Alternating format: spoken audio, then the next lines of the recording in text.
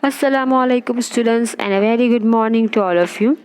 In my last video I discussed that how the wanderer suddenly heard the noise coming from the iron factory and he followed the sound and he reached that factory. He saw the work going on in the factory, that how all the workers doing their work very hardly and they wore a same uniform, the long shirt and pant. Now he also saw that workers waiting for the iron coming from the machine and they are eagerly waiting to shape them in another machine.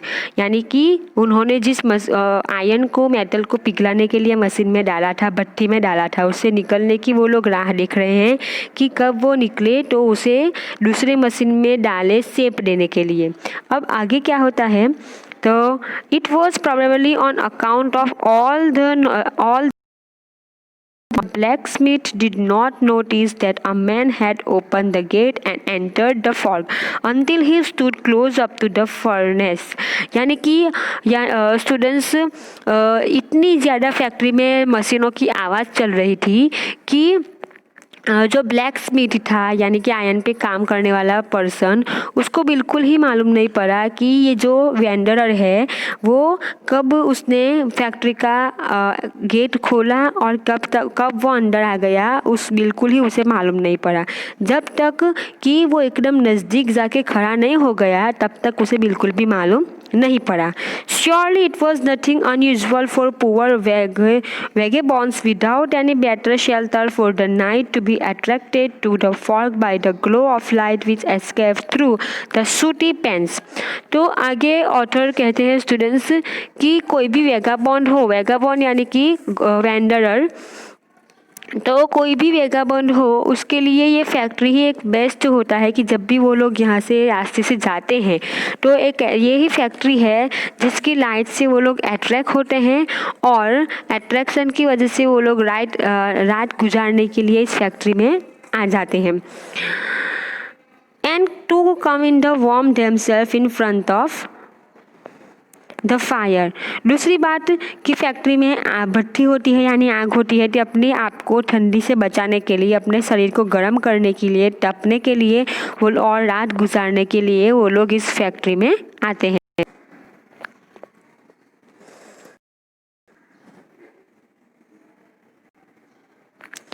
The blacksmith glanced only casually and indifferently at the intruder. यानी कि जो blacksmith है वो इस आदमी की तरफ देखता है, इस पर्सन की तरफ. पहले तो मैं आपको सूटी पैंट्स का मतलब बता दूँ जो पहले पैराग्राफ में पहले पेज पे आ गया. सूटी पैंट्स यानी कि window panes covered in soot. Black powder produce when coal wood etcetera is burn. यानी कि जब कोलसा जलता है या लकड़ा जलता है तो जिससे वो पाउडर निकलता है ना वो. तो फिर ब्लैकस्मिथ जो है वो इस आदमी की तरफ, इस पर्सन की तरफ देखता है. He looked the way people of his type usually did, with a long beard, dirty rag, and with a bunch of rat traps dangling on his chest. तो जो देखता है, क्या देखता है ब्लैकस्मिथ कि ये पर्सन कैसा दिख रहा है, तो बहुत ही गंदे कपड़े पहने हैं, बड़ी सी दाढ़ी है और उसके चेस्ट पे एक रेड ट्रैप लटका हुआ है.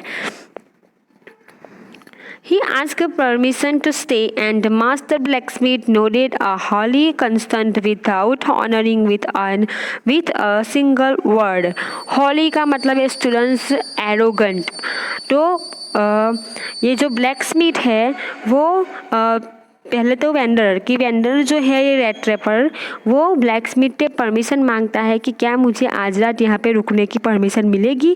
तो ये जो ब्लैकस्मिथ है वो एरोगेंटली उसकी गर्दन हिलाता है और हाँ कहता है. उसकी तरफ देखता भी नहीं है और एक शब्द भी नहीं बोलता, सिर्फ गर्दन हिला के हाँ कहता है कि हाँ तुम यहाँ पे रुक सकते हो. The trap did not say anything either. He had not come there to talk but only to warm himself and sleep. और ये रेड ट्रेवर भी उस ब्लैक स्मिथ की तरह ही था। वो यहाँ पे इस फैक्ट्री में लोगों से बातचीत करने, फ्रेंडशिप करने नहीं आया था, इसलिए वो भी कुछ भी नहीं बोलता है।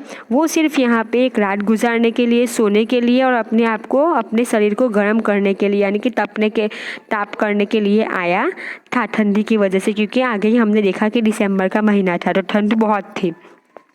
In those days, the Ramsos iron mill was owned by a very prominent iron master whose greatest ambition was to ship out good iron to the market. He watched both night and day to see the work was done as well as possible, and at this very moment he came into the fog on one of his nightly round of inspection. अब यहाँ पे और students एक नए character की entry होती है, वो है आयरन मास्टर यानी इस फैक्ट्री का मालिक। तो उस टाइम पे, इन दोज डेज, यानी कि उस टाइम पे, किस टाइम पे, जिस टाइम की यहाँ पे बात की गई है, जब ये रेड ट्रैप बनाने वाला पर्सन वहाँ पे आराम करने, एक रात गुजारने जाता था, उस टाइम की बात की गई है कि उस टाइम पे ये फैक्ट्री है वो किसकी थी, एक आयरन मास्टर की थी। और उसका एक ही मकसद था इस फैक्ट्री के पीछे कि वो मार्केट में बेस्ट से बेस्ट आयरन सप्लाई कर सके, बेस्ट से बेस्ट लोखंड सप्लाई कर सके। इसलिए वो हमेशा दिन रात कभी ना कभी थोड़े थोड़े टाइम में फैक्ट्री में इंस्पेक्शन के लिए आता था कि वो देख सके कि मेरे वर्कर्स अच्छे से काम कर रहे हैं कि नहीं। नेचुरली द फर्स्ट थिंग, और उसी रात भी इंसिडेंटली ऐसा हुआ कि जिस दिन ये रेड ट्रैप बनाने वाला उस फैक्ट्री में आराम करने गया, उसी रात को ये आयरन मास्टर भी, ये मालिक भी उस फैक्ट्री में इंस्पेक्शन के लिए गया। Naturally,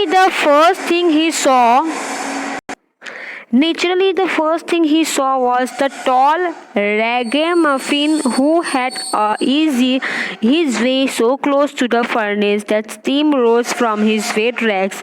The iron master did not follow the example of the blacksmith, who had hardly designed to look at the stranger. He walked close up to him, looked him over very carefully, then tore off his slouch hat to get a better view of his face. तो जैसे ही वो iron master inspection के लिए आया तो उसकी नज़र पड़ी एक रैग मफिन पे। रैग मफिन का मतलब है अ पर्सन इन रैग, यानी कि बहुत फटे हुए कपड़े पहने वाला पर्सन। तो जैसे कि हमें मालूम है कि उसने फटे हुए कपड़े पहने थे, तो इस आयरन मास्टर की, इस कंपनी के मालिक की सीधी नज़र वहाँ पे पड़ती है कि एक आदमी है जिसके कपड़े फटे हुए हैं और वो फायर के, यानी आग के भट्टी के एकदम नज़दीक बैठा हुआ है।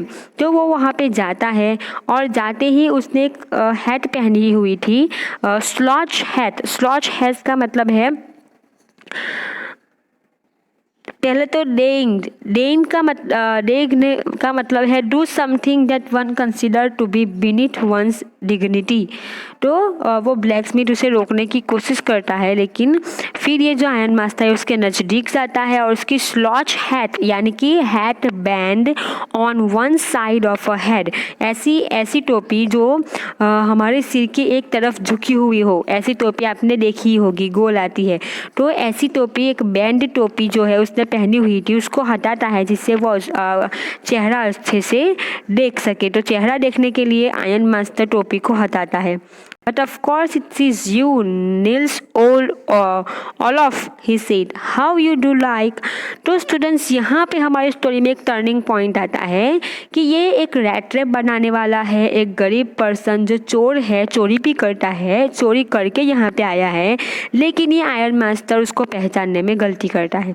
ये आयरन मास्टर समझता है कि ये उसका पुराना वर्कर है जो एक टाइम पे इस फैक्ट्री में काम करता था, तो ये वही है। उसको पहचानने में पता नहीं उसका फेस सेम टू सेम आता होगा, इसलिए या फिर कुछ और वजह होगी जिससे वो उसको समझता है कि ये नील्स ओलॉफ है। नील्स ओलॉफ उसका पहले का वर्कर था, तो इसीलिए उसको बुलाता है कि तुम हो, तो तुम कैसे हो बहुत दिनों के बाद मुलाकात हुई तो वो उसको अपना पुराना वर्कर समझता है। अब उस स्टोरी में स्टूडेंट्स आगे क्या होता है, रेड ट्रैप बनाने वाला जो पर्सन है वेंडरर वेगाबॉन, वो क्या आंसर देता है आयरन मास्टर को, आगे स्टोरी में क्या टर्निंग पॉइंट आता है, वो हम हमारे अगली वीडियो में देखेंगे। Thank you very much.